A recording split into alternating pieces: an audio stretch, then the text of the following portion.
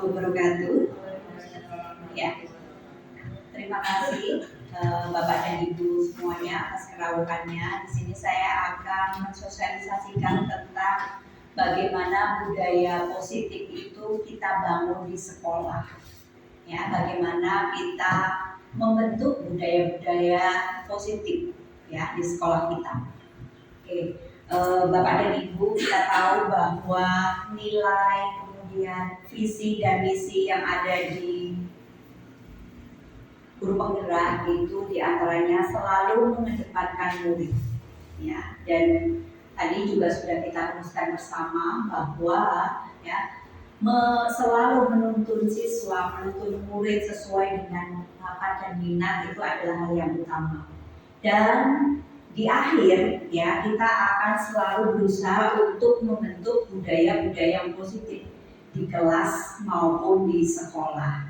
Apa dan bagaimana ya yang seharusnya kita lakukan ya itu tidak lain dan tidak bukan pasti akan terbentuk ketika itu menjadi sebuah kebiasaan ya berawal dari hal-hal yang kecil ya. Jika kita sebagai guru membiasakan hal yang baik, tentunya akan terbentuk kebiasaan positif yang baik juga ya di kelas-kelas kita. Nah, kemudian kita tahu bahwa manusia itu memiliki motivasi ya ketika berperilaku.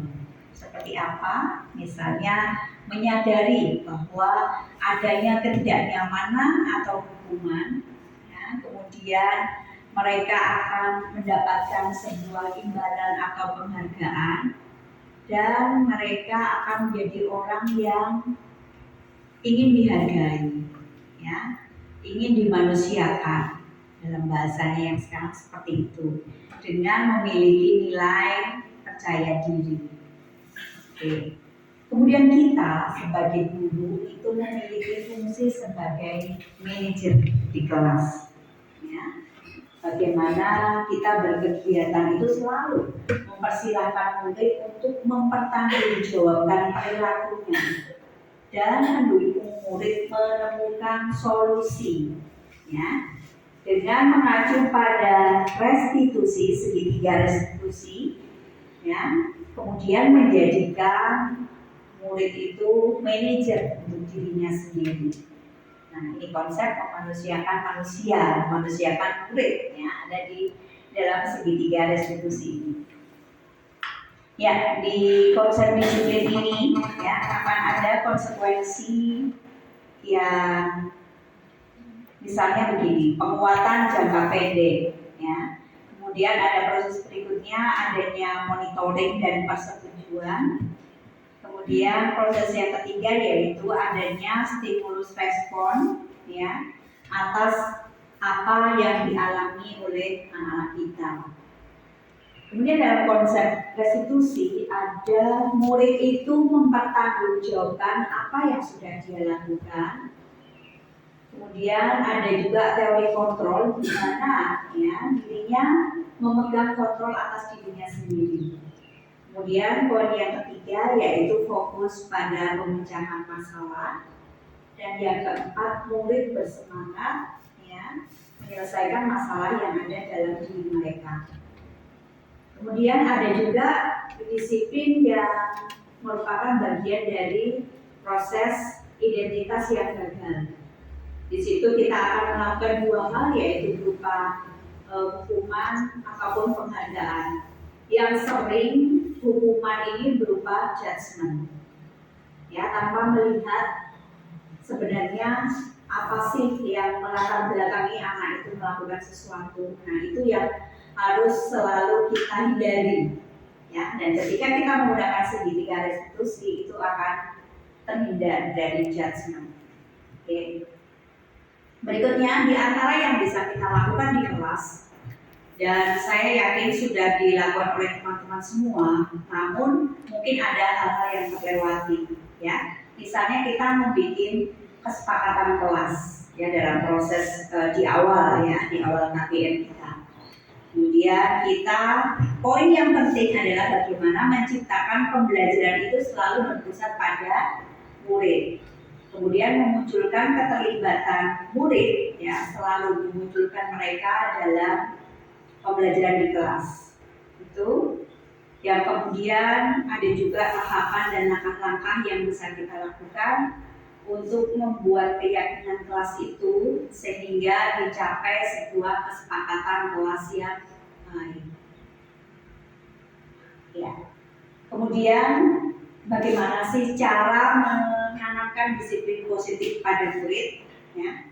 Kita tahu bahwa pengertian dari disiplin positif ini menciptakan kondisi murid itu selalu memperbaiki atas kesalahan dari dalam diri mereka. Ya. Dan di sini akan tercapai, ya, hubungan yang baik, perbaikan hubungan. Ya. Kemudian mereka itu merasa mendapatkan sebuah tawaran, bukan paksaan atas sesuatu. Dan yang ketiga, kita akan mampu menuntut mereka untuk menjadi lebih baik, melihat ke dalam kekurangan dari anak tersebut, akan membuat kesadaran-kesadaran pada diri anak. Gitu. Nah, misalnya nih sebuah kasus, ya, siswa sering tidak mengerjakan PR. Ya. Kita bisa saja memberikan hukuman kepada anak tersebut. Tetapi apa yang terjadi? Ya, anak tersebut akan takut kepada kita. Tetapi berbeda ketika kita memberikan sebuah konsekuensi. Ya. Kita tadi sudah bikin keyakinan kelas nih. Ya, sehingga apakah di keyakinan kelas yang sudah kita bentuk ini, ya, misalnya tidak mengerjakan PR ini, mereka itu melanggar peraturan atau tidak? Nah, kita bisa gali lewat memberikan pemahaman mereka tentang konsekuensi. Nah, dan untuk proses restitusi, ya, kita bisa menanyakan kembali, membantu anak itu meyakinkan diri, ya, bahwa apa yang mereka lakukan itu salah. Oke, nah ini untuk posisi kontrol atau restitusi. Ya. Yang pertama sebagai penghukum, yang kedua membuat mereka merasa bersalah, yang ketiga adanya teman, ya, yang keempat memantau, dan yang terakhir sebagai manajer. Nah ini kita sebagai guru yang baik, ya, ketika di kelas harus mampu menerapkan 5 posisi kontrol ini yang baik, ya, sehingga anak-anak di kelas kita itu akan mampu meyakini apa yang menjadi keyakinan kelas itu sebuah proses yang baik, dan nanti kita bisa meneruskan, ya, jika ada keyakinan kelas atau kesepakatan kelas kita kemarin yang belum atau masih kurang, ya, bisa kita tambahkan. Kita bisa berproses untuk memiliki keyakinan kelas. Itu kemudian di sini ada beberapa kasus, ya, contoh kasus dan bagaimana kita berproses melaksanakan segitiga restitusi. Ada selengkapnya dalam presentasi saya, nanti saya share. Kemudian saya minta panjenengan semua 1-2 orang untuk berbagi cerita, kemudian dari segitiga restitusi atau bagaimana sih panjenengan menyelesaikan permasalahan yang ada di kelas panjenengan. Monggo minta tolong di share di sini. Silakan.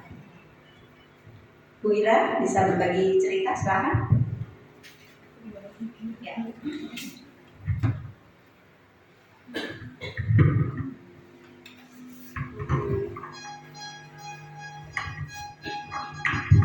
Baik, terima kasih untuk waktunya Ibu Iis Irawati. Sebelumnya, Assalamualaikum warahmatullahi wabarakatuh. Di sini saya akan bercerita untuk kelas 1 yang saya ampu. Mungkin saya menemui ada siswa yang telat masuk sekolah mengaji, Bu. Ya, beberapa hari kemudian Saya kesepakatan dengan anak-anak bahwanya kalau seandainya anak berbuat kebaikan dalam satu hari itu akan mendapat timbang, gitu. Terus kemudian saya ke ngobrol dengan anak tersebut, mungkin bukan faktor apa ada di rumah bagaimana, cuma mungkin dia faktornya semangatnya masih kurang gitu, dan PD-nya masih kurang ibu. Terus kemudian saya kepada anak-anak, pertama saya memberikan bintang dulu kepada anak-anak yang sudah berangkat pagi, itu pertama. Kedua, saya memberikan kepada anak tersebut yang terlambat, jika nanti dalam 7 kali masuk pagi terus, nanti dapat bintang 1.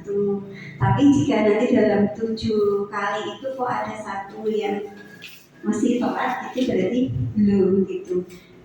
Untuk saat ini mungkin alhamdulillah ada perubahan walaupun belum signifikan gitu. Mungkin itu cerita dari saya. Terima kasih. Assalamualaikum warahmatullahi wabarakatuh. Waalaikumsalam warahmatullahi wabarakatuh. Ya, terima kasih dari cerita tentang keyakinan kelas yang ada di kelasnya Bu Ira sudah dilaksanakan segitiga restitusi dengan memberikan tadi tanda bintang begitu. Monggo dari Ibu dan Bapak yang lain mau berbagi cerita di depan, silakan. Ya, monggo.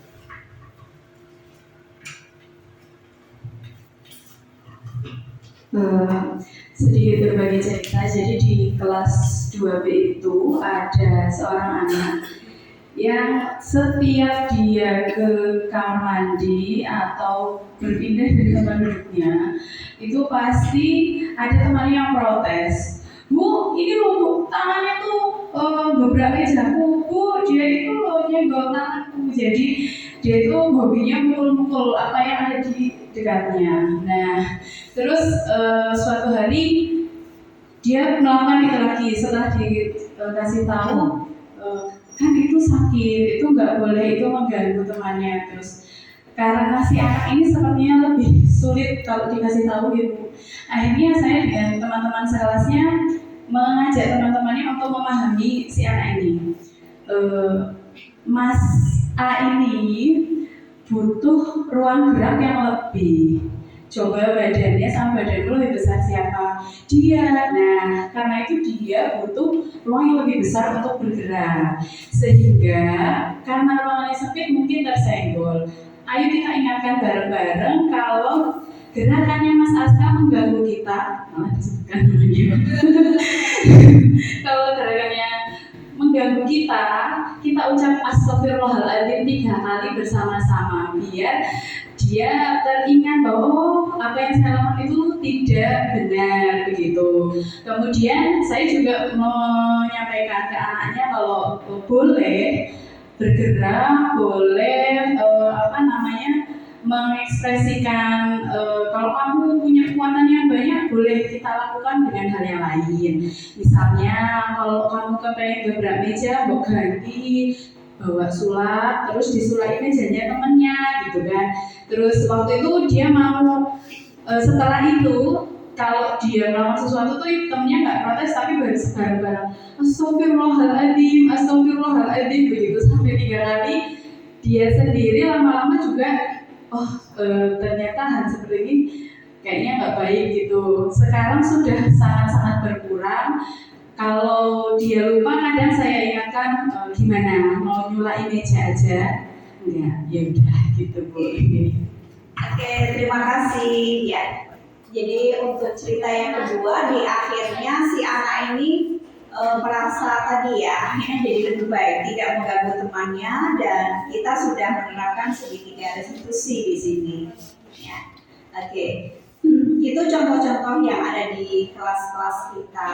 Nah, semoga kita selalu dapat menerapkan disiplin positif, budaya positif yang ada di lingkungan kelas dan sekolah kita. Demikian Bapak dan Ibu, semoga bermanfaat. Akhir salam, Assalamualaikum warahmatullahi wabarakatuh.